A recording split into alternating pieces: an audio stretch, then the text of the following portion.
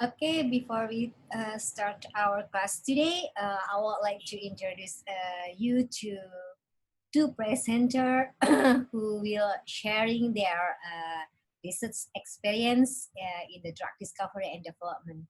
Okay, for first presenter, this is my friend. Mot Monwan Waruntorn, or I always call her Mot. Uh, Her current position is as a researcher at the biomedical department in Pharma Food International. And then her postgraduate education, she took in the NICE, Nara Institute of Science Technology, Molecular Immunobiology, is together with me. And her topic about her thesis is the identification of nucleoporin NUP genes that mediate antiviral innate immune response. And then for the master degree, she took in the Department of Biochemistry, Faculty of Science, Chulalongkorn University, Bangkok, Thailand. With the her thesis topic is about the functional characterization of snack-like serine proteinase or PM snack in black tiger shrimp. Okay, she have many awardee and then many research experience too. Maybe Maud can directly to share her experience. Okay, so now Maud, maybe you can share your experience in the research to my student. Okay, the time is yours. Thank you very much for introduction. Okay, everyone can hear me well, right? Okay, for my experience in the master degree, I took the master from Chulalongkorn University, Thailand. The research title is about innate immunity, but in shrimp. Why is in shrimp? Shrimp is the main import and main export product from Thailand. It's like quite I think top 3 is rice, shrimp. The shrimp is like the top 3 for export to others country, and the shrimp now is decreasing because of many virus infection and also bacterial infection.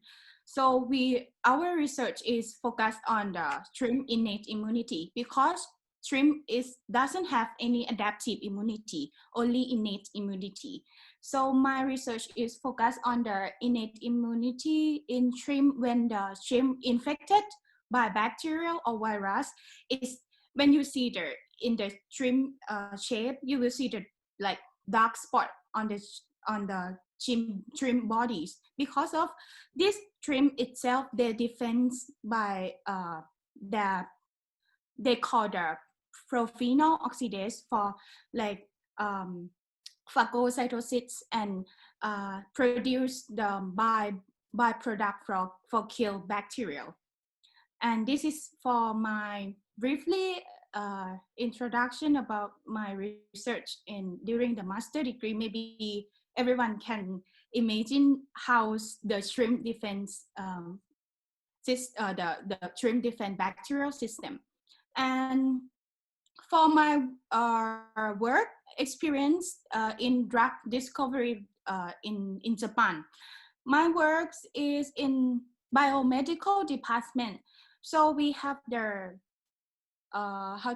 we have one of the technique that already published and launched for the patents and everything, and we call the allergen technologies. This technology we produce and how to say in English? Okay, we produce the antibodies.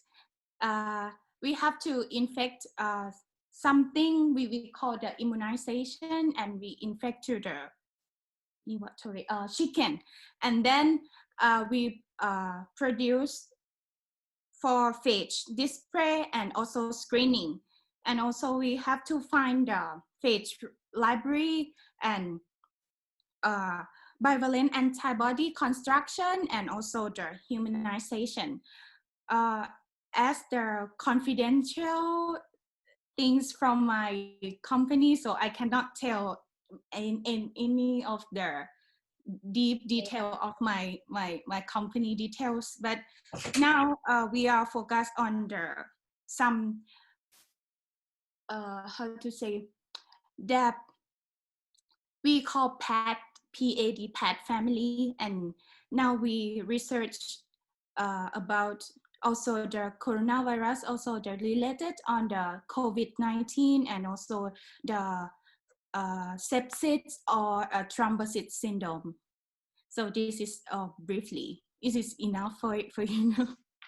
Or you need any details? Okay.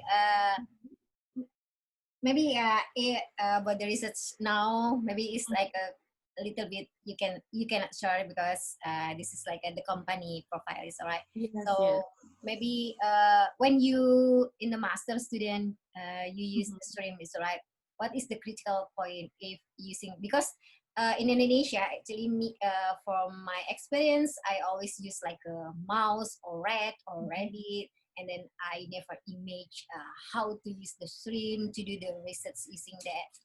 May you explain about like the critical point or what is difficult to do in this using the stream? Actually, we using shrimp as a model because the black tiger shrimp in Thai, we don't have any genomic sequence yet, and then we are the main center that have to research about the shrimp genome, and also have to research about the immunity to prevent the pathogen infection shrimp in Thailand to reduce the infection and diseases in Thailand. So that's why we use shrimp.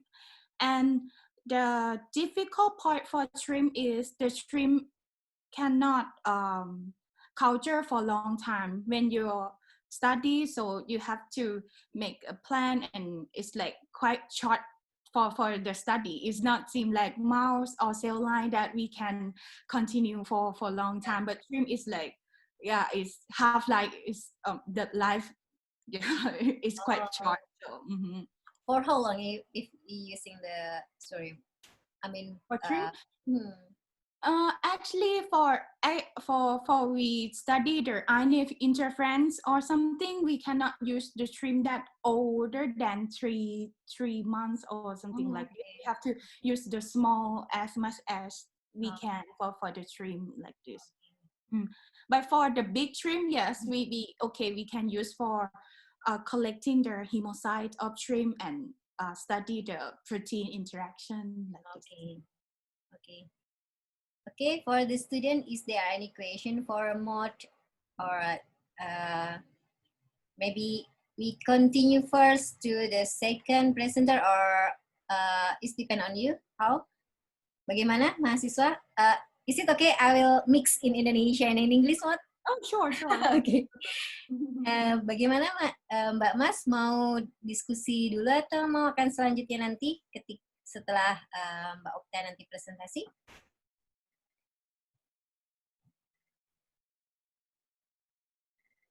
Lanjut saja terlebih dahulu, Bu. Okay. Okay, Mod. Maybe we continue first to the next presenter. Actually, I have so many questions, but the priority is student. So I will ask my student to ask first to you, and then after that, maybe I will maybe later, because for me, your experience using the stream is quite how to say, it's interesting for me. For me. Okay.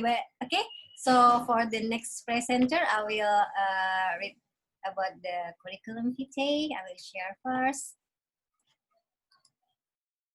Okay, for the second presenter is Mbak Budi Oktasari Susanto.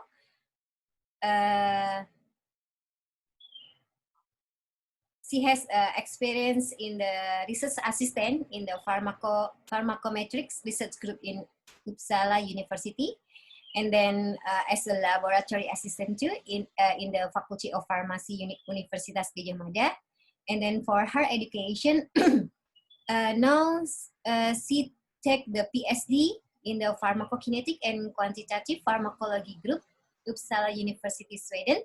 And then for a master degree, she took 2 in the pharmaceutical modeling, Uppsala University. And then for undergraduate degree, she took in the pharmacy in the pharmacy Universitas Gadjah Mada. And then she has so many awards too that we know. You can see in here, she got the scholarship from the Union World Conference, and then awardee from the LPDP scholarship, and then another award. Maybe I will give the time for Mbak Okta for sharing about her experience in the research, especially maybe for drug discovery and development. For the time, Mbak Okta, I will give to you. You can share the PowerPoint, or you can share directly with the talking. Is okay. In Indonesia, maybe it's better because many students in here are using Indonesia language. So the time for you. Thank you. Yeah, maybe I should do the presentation in Indonesia, but maybe sometimes I will mix it in English because sometimes it's so difficult to translate in Indonesian. Okay. And I have prepared presentation. Ya, saya udah nyiapin PowerPoint. Okay. Tapi slide-nya dalam bahasa Inggris ya, mohon maaf ya. Nggak apa-apa, it's okay. Oke. Oke, selamat sore semuanya. Terima kasih sudah diajak untuk sharing-sharing di sini. Maaf kalau misalnya harus hari Minggu, karena aku tahu kalian pasti hari Minggu pengennya santai-santai di rumah, di kos dan lain-lain. Tapi masih mau datang buat dengerin sharing session ini. Jadi kali ini mau share tentang pengalaman research di bidang pharmacometric, modeling and simulation untuk drug development. Jadi saya PhD student di research groupnya namanya Pharmacokinetic and Quantitative Pharmacology di Uppsala University. Jadi ketika teman-teman dengar kata modeling, apa sih yang terbesit di pikiran teman-teman? Apakah yang kayak gini, model di majalah Vogue, atau mungkin PMP model, atau mungkin kebanyakan kalau misalnya aku nanya sama anak farmasi, mereka mikirnya modeling pasti, ini pasti docking nih, molecular docking, pemodelan molekul. Nah, sayangnya tidak. Pemodelan yang saya lakukan itu lebih fokus ke memodelkan suatu data dengan menggunakan kesamaan matematika. Jadi kita tuh mencoba menggunakan matematika untuk memahami proses biologi. Aduh, bingung kan apa tuh. Jadi sebenarnya kayak regresi linier itu tuh juga salah satu contoh dari ketika kalian menggunakan modeling. Kalian bisa punya data nih X dan Y, terus datanya kelihatannya kayak gini, terus kalian pengen tahu sebenarnya relasi X sama Y itu apa. Jadi kalian bikin regresi linier buat tahu apakah ini relasinya linear atau enggak, yaitu udah termasuk modeling. Jadi kalian memodelkan data yang kalian punya gitu. Dan model itu sebenarnya juga bukan sesuatu reality, tapi kita bisa pakai model itu untuk understand reality. Apalagi nih. Jadi kalau misalnya kita lihat tubuh manusia itu kan sistem yang amat sangat kompleks. Jadi amat sangat sulit buat kita tuh memahami keseluruhan sistem itu. Nah, untuk itu kenapa kita butuh model untuk memahami piece information dari sistem yang kita miliki. Nah, misalnya kita bikin model itu juga harus sesuai dengan tujuan atau purpose yang mau kita capai. Misalnya kita punya contoh ini peta Swedia ya. Yang sebelah kiri ini kita bikin peta gimana sih jalan di Swedia itu. Jadi misalnya kita mau pergi ke tempat A dan B itu gimana. Terus yang di tengah ini misalnya penyebaran blueberry di berbagai region di Swedia itu gimana aja. Terus yang kanan mungkin ini kita bikin peta gimana sih cuaca di Swedia, di berbagai kota di Swedia. Nah, jadi itu ketika kita bikin model itu harus sesuai dengan tujuan yang pengen kita bikin. Dan quote yang paling menurutku paling famous itu semua model itu salah, tapi beberapa itu useful. Ya kenapa salah? Karena mungkin itu sebenarnya juga nggak sesuai dengan yang realitas, tapi kita tetap bisa pakai model itu buat apa ya, menjelaskan apa sih yang mau kita pengen lihat gitu. Nah, kalau misalnya untuk pharmacometric modeling itu kita fokusnya kebanyakan menggunakan data farmakokinetik dan farmakodinamik. Jadi kalau misalnya teman-teman pasti kalau udah dapat mata kuliah farmakokinetik udah sering lihat plot ini, plasma concentration versus time, terus gimana farmakokinetik dari suatu obat, dan kemudian kita bikin model dari data yang kita punya ini dengan persamaan matematika. Jadi ada persamaan diferensial kebanyakan yang kita pakai. Terus kalau data farmakodinamik misalnya kalian punya efek versus time. Contohnya misalnya kalian punya data cortisol level selama 24 jam, di mana dia berubah dari misalnya dari jam 12 malam sampai pagi dan lain sebagainya. Nah, itu nanti bisa dicoba buat dideskripsikan dengan matematika. Misalnya terus kalian punya obat yang efeknya itu ke cortisol level. Jadi ntar kalian bisa analisis nih kira-kira si obatnya ini tuh meningkatkan atau menurunkan si EC50-nya si kortisol atau gimana, seperti itu. Ya, itu sudah membingungkan. Terus kalau misalnya simulation itu sebenarnya tinggal kita membuat prediksi dari berbagai macam skenario berdasarkan model yang kita bikin. Contoh misalnya kalian mau ngetes berbagai macam dosis obat dan bandingin sama aktif komparator. Karena sebenarnya ketika mau ngetes obat kan kita nggak bisa langsung ngetes misalnya 100 dosis karena itu pasti bakal mahal banget. Jadi dengan menggunakan simulation itu kita bisa ngetes berbagai macam skenario, terus kita tahu outcome mana yang paling baik. Jadi kita cuma tinggal tes dosis tertentu aja, jadi biar lebih efisien nanti studinya. Jadi kita bikin model dari modelnya itu juga bisa ambil dari entah yang udah di develop sebelumnya atau misalnya kita bikin model sendiri dari data yang udah kita punya, lalu kita bikin simulasi. Gimana sih misalnya suatu biomarker berubah change over the time untuk berbagai macam skenario yang kita punya. Jadi kita bisa milih berdasarkan simulation-nya itu mana yang paling optimal yang harus kita tes beneran di real clinical trial. Nah, kalau misalnya mau belajar farmakometrik itu emang banyak banget matematika seperti yang aku pelajari. Sebenarnya kita bakal ngelihat misalnya baca penelitian di jurnal itu pasti seringnya pakai persamaan diferensial. Tapi sebenarnya nggak jelimet yang teman-teman bayangin ketika udah mulai belajar. Dan pasti bakal banyak statistik juga. Kita harus paham tentang distribusi dan lalu confidence interval, ya semacam itulah. Tapi kita nggak perlu ngelakuin perhitungan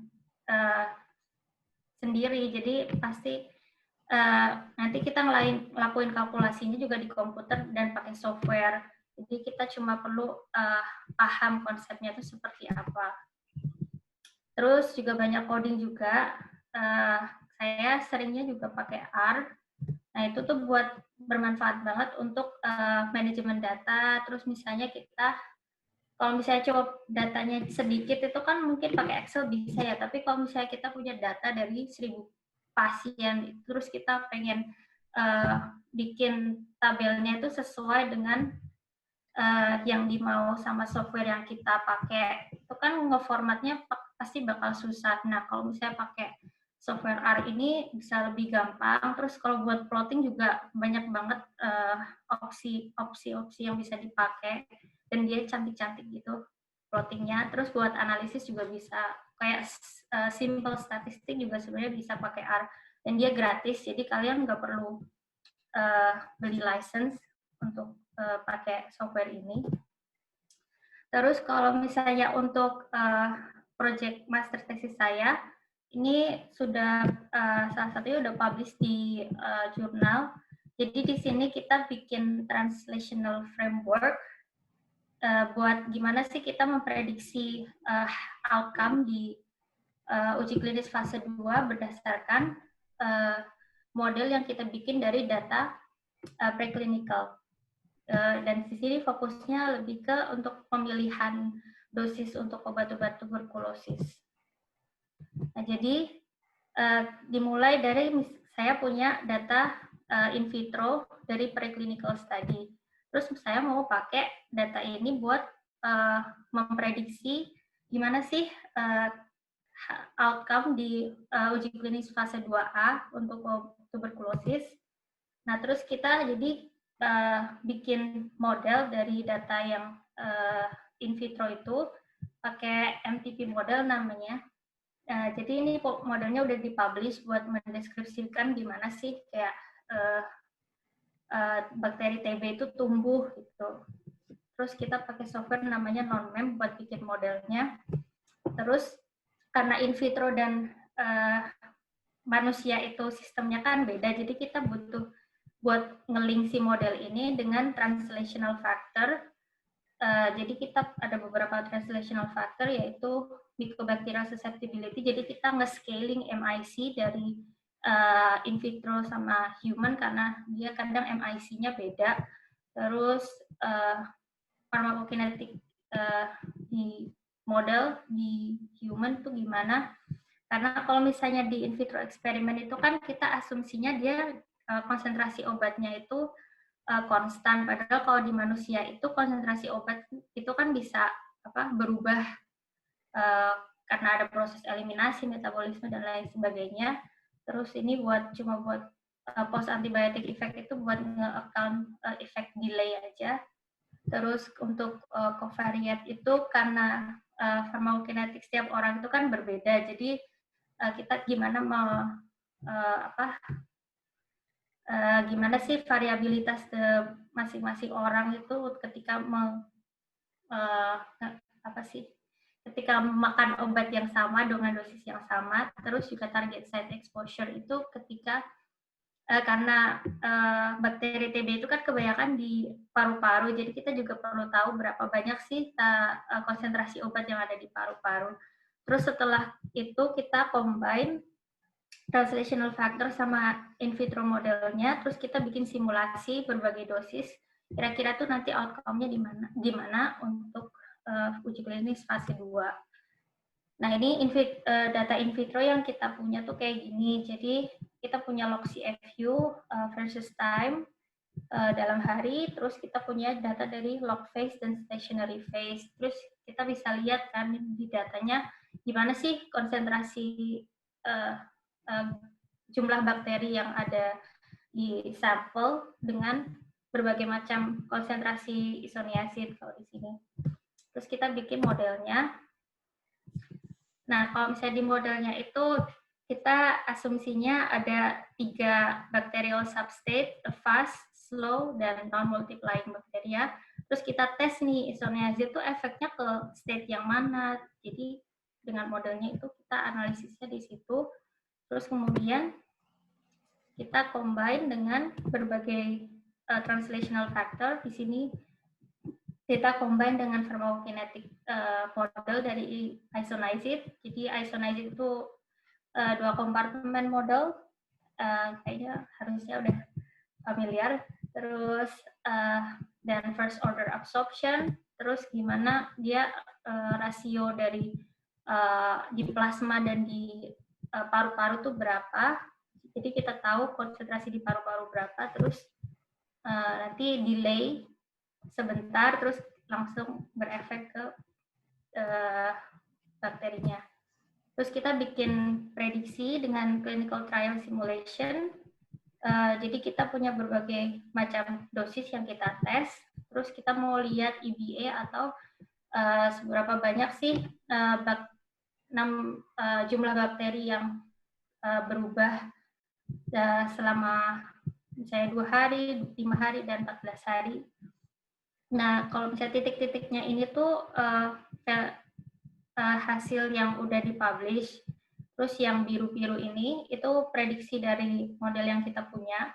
Kalau misalnya titik-titiknya ini ada di dalam apa sih namanya yang biru-biru, berarti model kita itu udah cukup bagus untuk memprediksi hasil yang ada di clinical trial. Jadi itu sih. Ya, jadi konklusinya kalau dari studi ini framework yang kita bikin itu udah cukup bagus untuk bikin prediksi untuk uji klinis fase 2A untuk isoniazid. Itu sih, semoga tidak membingungkan. Aku malah menarik sebenarnya, karena kan farmakometrik ya, jadi perkiraan obat secara tadi hasil dari in vitro kemudian dikomputasikan gitu ya, Mbak ya? Iya. Ya, sangat menarik. So for the next is the Q&A session. So for student, you can raise your hand or directly you can ask the question for our presenters, to Maud and to Okta. Okay, please, my student, want to ask? Mbak Mas, yang mau bertanya?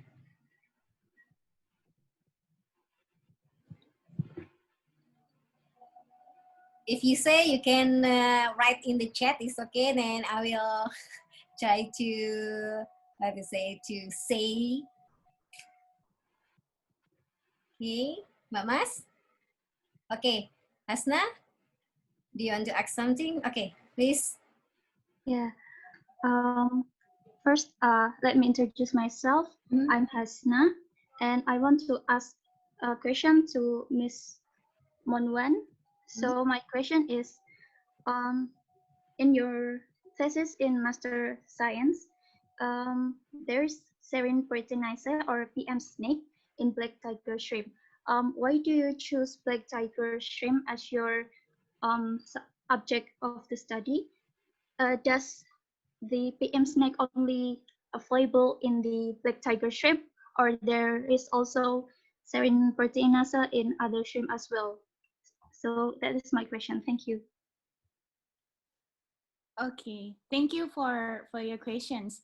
First, why I choose black tiger shrimp, because the black tiger shrimp or Penaeus monodon is one of the most exported shrimp and popular shrimp in Thai that we export the most, and then we use this model for study. And this shrimp don't have a genome sequence. Our center tried to figure it out the genome sequence of this black tiger shrimp. And the serine proteinase or PM SNAC, these genes, not only in the black tiger shrimp, we also can find in Dipsopinaeus venemi or white shrimp, or the Marsupinis japonicus or the kuruma shrimp in Japan, and also the crayfish. Every kind of this crustacean, they are conserved, and they call their snake-like protein. Okay, Hasna, is it clear, or you can want to ask more detail again? Hasna, is it okay? Okay. So I want to ask another question to follow up about it. So sorry if I don't get it, but is the serine proteinase useful for the I mean, like they take the innate antibody to synthesize it, or there's also like another meaning to the use of serine proteinase? Thank you. Okay. Okay, let me tell you about the mechanism, briefly mechanism of this. Actually, the serine proteinase cascade in the shrimp, they have like a cascade step by step by another serine proteinase. When the bacterial infection, they activate one of the proteinase, we call PPAE. And then the PPAE can activate this gene, is also called the serine proteinase or PM snake.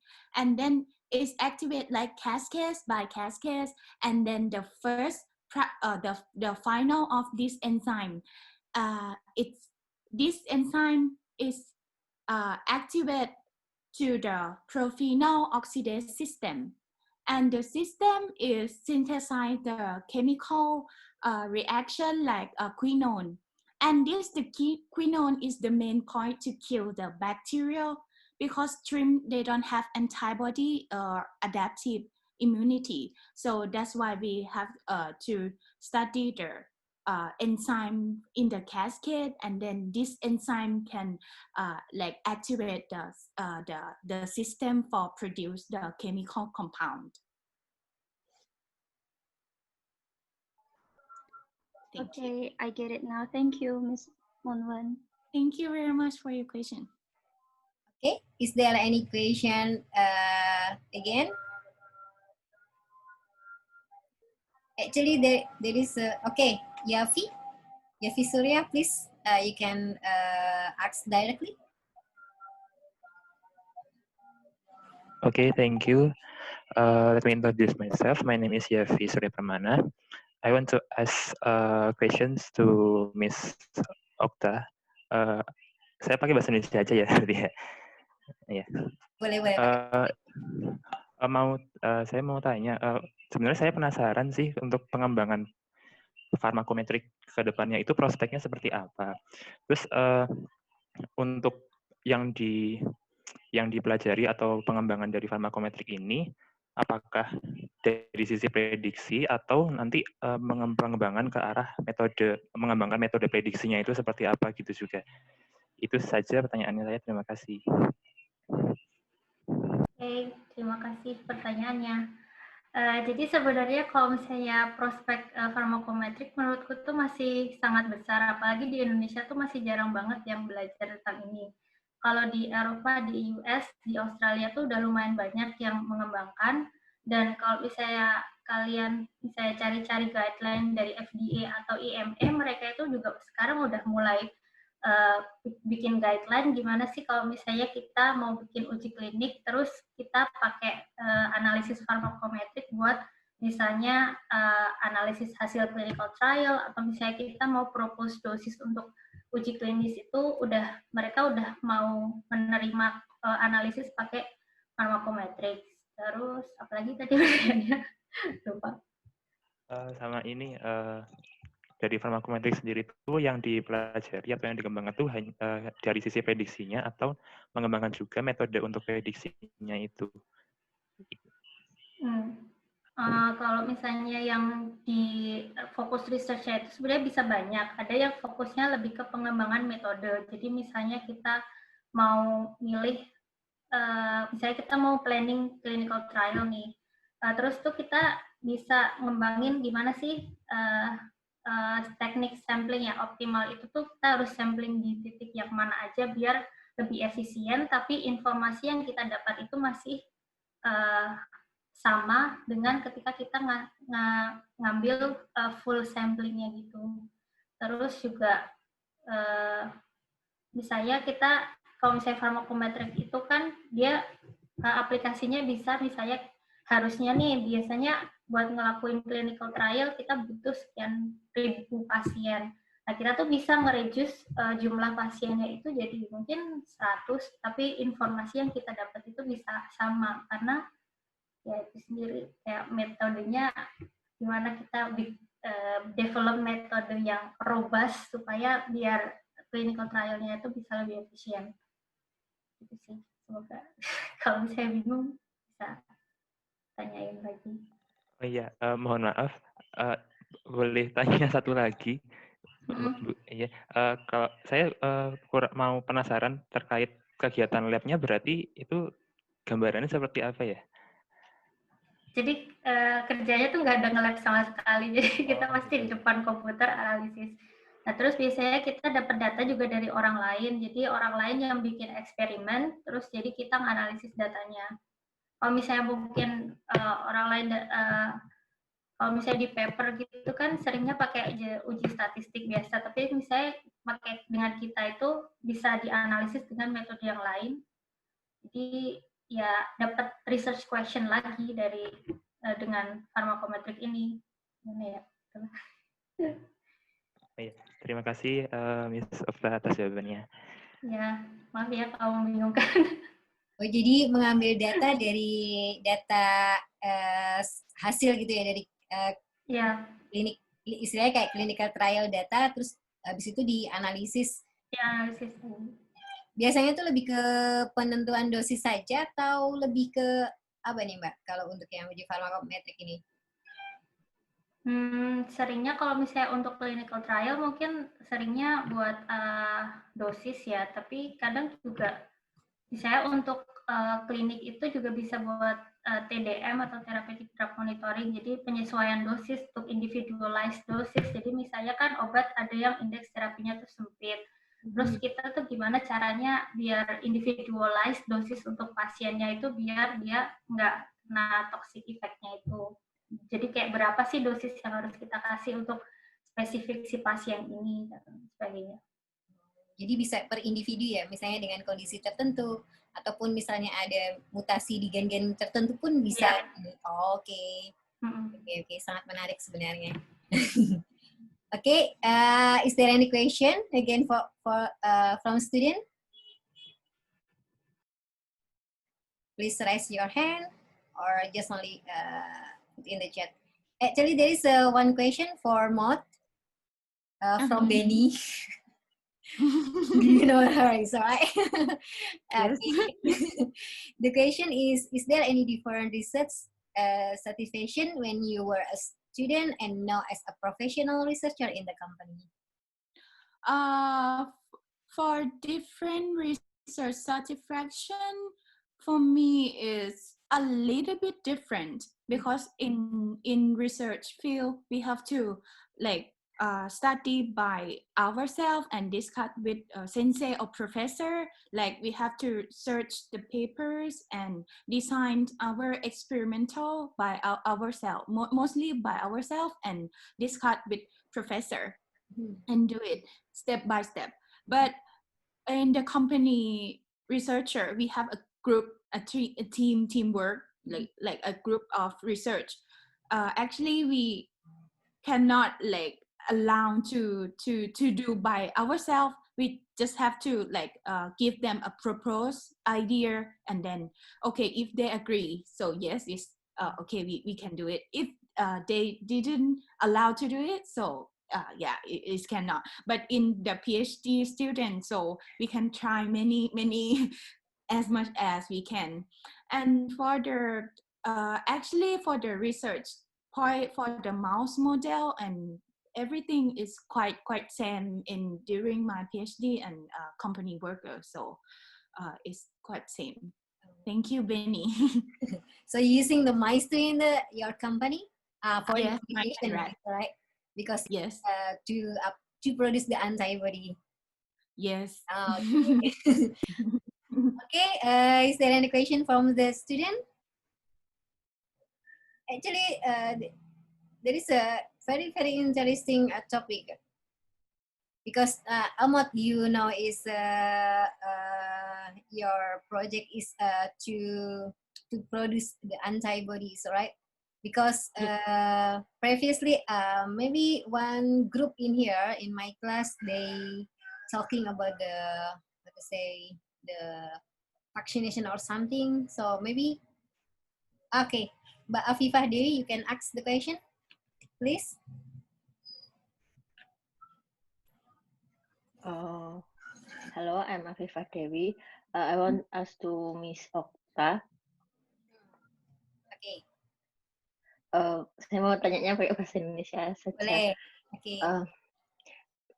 Kan tadi itu dari yang in vitro kemudian dibuat modelan ke yang clinical trial ya. kalau nggak salah. Itu kan sudah ada pemodelannya, kayak model transformasinya dari in vitro ke human. Nah, itu kalau misalnya belum ada pemodelannya, itu berarti harus dikembangkan dulu atau bagaimana ya? Terima kasih. Ya, terima kasih pertanyaannya. Ya, biasanya kalau misalnya emang belum ada model yang di-develop buat spesifik kasus yang kita punya, itu ya emang tetap harus kita bikin model sendiri, tapi tetap kita harus punya data preklinikalnya tuh apa gitu buat bikin modelnya.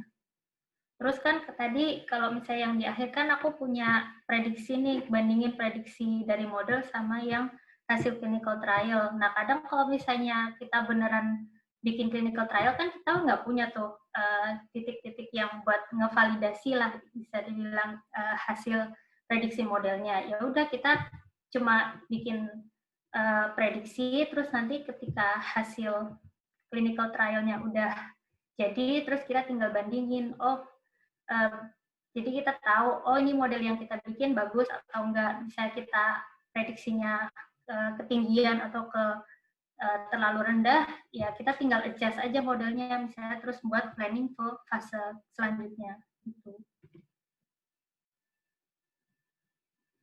Jadi ketika membuat model transformasinya yang baru itu nanti dibuat modelnya dulu, terus disesuaikan ke hasil yang asli, ke hasil studi kliniknya yang asli. Nanti kalau memang sesuai itu bisa digunakan untuk studi yang selanjutnya begitu.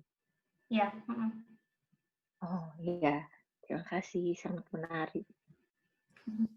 Nanti bisa langsung belajar ke Mbak Okta nih Mbak Viva kalau mau belajar ya. Ya, boleh. Okay, is there any question for the student? Maybe you can raise your hand or directly.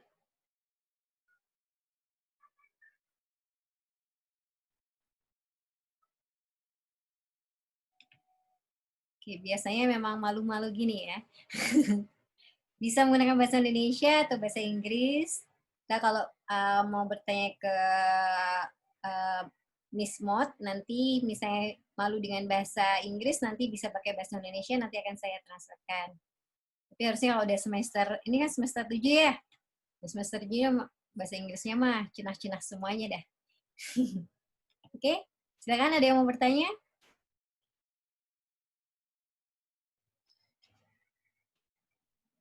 Mbak Mas?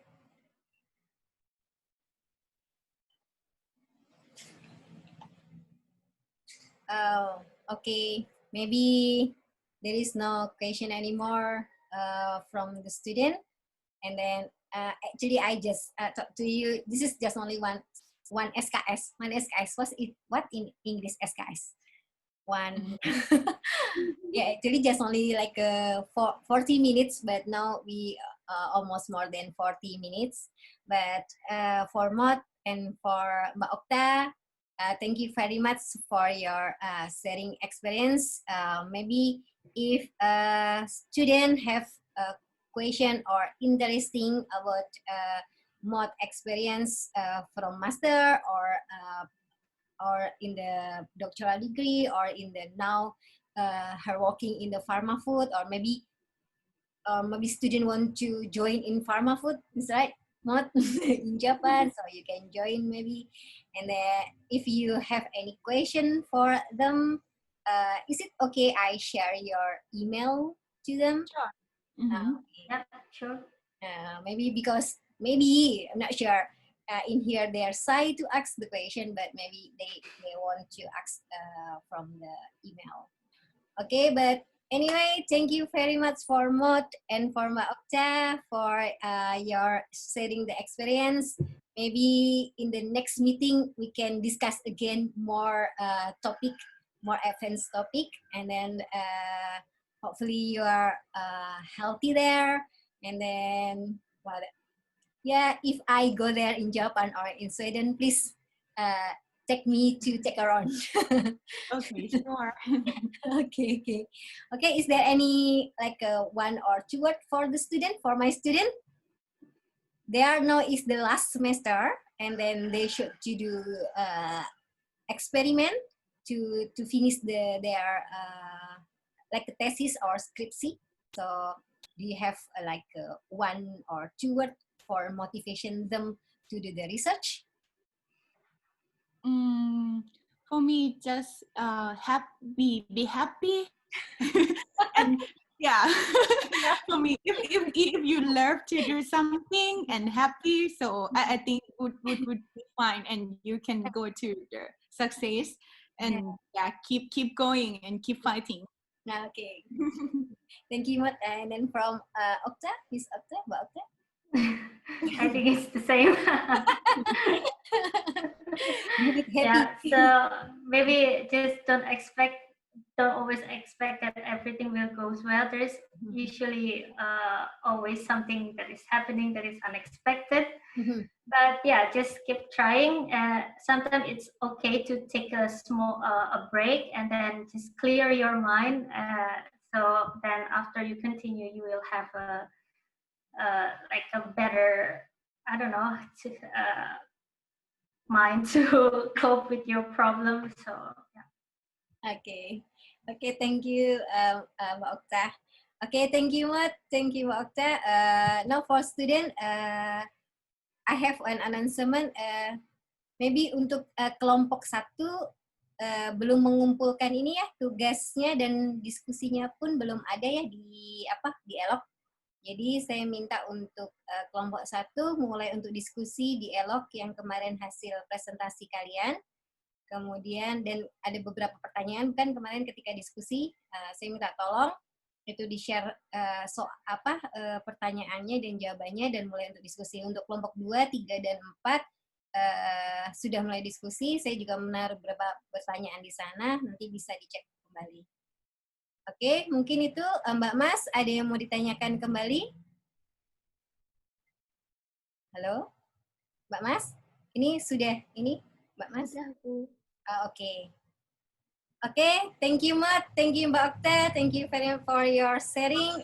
Hopefully you always help there. Thank you for having me. Thank you. See you. Okay, Bye. Oke, bye. Makasih ya Mbak Mas. Oke, bye.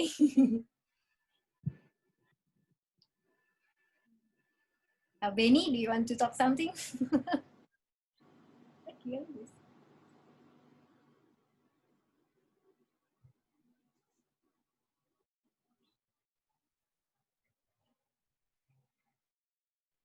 Oke, Om.